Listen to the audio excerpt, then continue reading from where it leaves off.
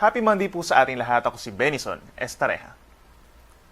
Mainit at malinsangang panahon pa rin po ang iiral sa malaking bahagi po ng ating bansa. Dulot po yan ng easterlies o yung mainit na hangin galing sa Pacific Ocean. At kung mapapansin po niyo sa ating latest satellite animation, kakaunti lamang yung mga mararanasan ng mga pag-ulan, more on mga localized thunderstorms lamang. Ito po mga kulay dilaw at kulay pula. Samantala, base rin sa ating latest satellite animation, maliban na lamang dun sa kupol ng ulap, dun po sa may Central Pacific Ocean, ay wala naman tayo nakikitang any weather disturbance na papasok ng ating Philippine Area of Responsibility sa susunod na 3 araw.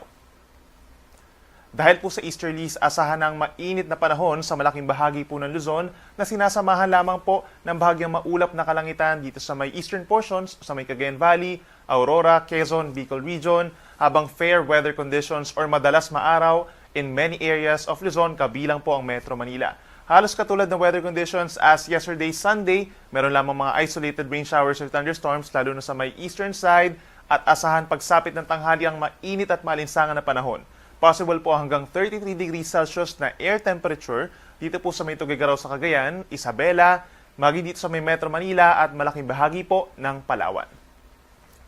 Sa ating mga kababayan po sa Visayas, asahan din yung halos katulad ng weather conditions as yesterday, bahagyang maulap at minsan maaraw ang kalangitan lalo na sa may central and western portions of Visayas, partly cloudy skies most of the time dito sa may eastern portions, at sasamahan din po yan ng possible na mainit na panahon hanggang 32 degrees Celsius, kagaya na lamang dito sa may Metro Cebu and Tacloban City. Posible din po yung mga pulupulong ulan dulot lamang ng easterlies and localized thunderstorms, lalo sa may northern Samar at sa eastern Samar. Sa ating mga kababayan po sa Mindanao, umaga pa lamang posible ng ulanin ang bahagi po ng Basilan, Sulu, and Tawi-Tawi pero wala po itong kinalaman sa anumang weather disturbance habang magiging bahagyang maulap at madalas maaraw sa malaking bahagi po ng Mindanao, umaga hanggang tanghali. Pagsapit po ng tanghali, pinakamaiinit dito sa may southern portions of Mindanao, kabilang ng Zamboanga City, Cotabato, Jensan, and Davao City hanggang 34 degrees Celsius. Then pagsapit po ng hapon hanggang sa gabi, ilang lugar ang magkakaroon ng mga paulan, lalo na ang bahagi ng Caraga Region, Davao Region at lalawigan ng Bukidnon.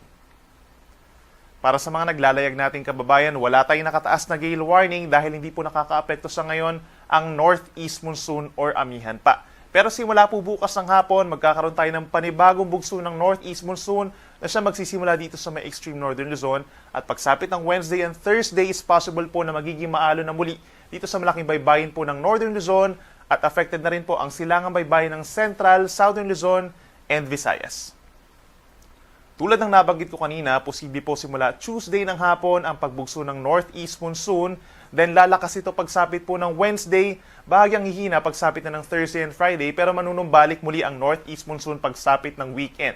So kung dito sa Metro Manila, by tomorrow, fair weather conditions pa rin or madalas na maaraw ang kalangitan. Then pagsapit ng Wednesday and Thursday, bahagyang maulap at minsan maulap ang kalangitan. Meron lamang tsansa ng pulupulong mahinang ulan pagsapit ng Wednesday. Then mababa muli ang tsansa ng pag-ulan pagsapit ng Huwebes. Sa ating mga kababayan at mamamasyal po dito sa may Baguio City, asahan pa rin ang bahagyang maulap hanggang maulap na kalangitan sa susunod na 3 araw. Mararamdaman yung pagbaba ng temperatura pagsapit po ng Miyerkules in most of Cordillera Region and Cagayan Valley dahil po yan sa pagbabalik ng northeast monsoon. May tsansa lamang po ng mahinang ulan, lalo na sa hapon.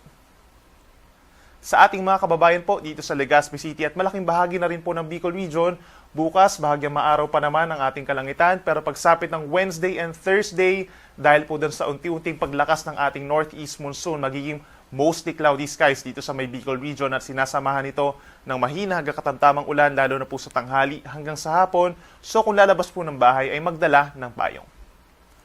Sa atong mga kaigsuonan din ha over Metro Cebu at sa mga may outdoor activities po for the next 3 days pa, bahagyang maulap at minsan maulap din ang kalangitan. Madalas maaraw sa umaga pero may mga localized thunderstorms pa rin po pagsapit po ng hapon hanggang gabi na nagtatagal ng 1 hanggang 2 oras.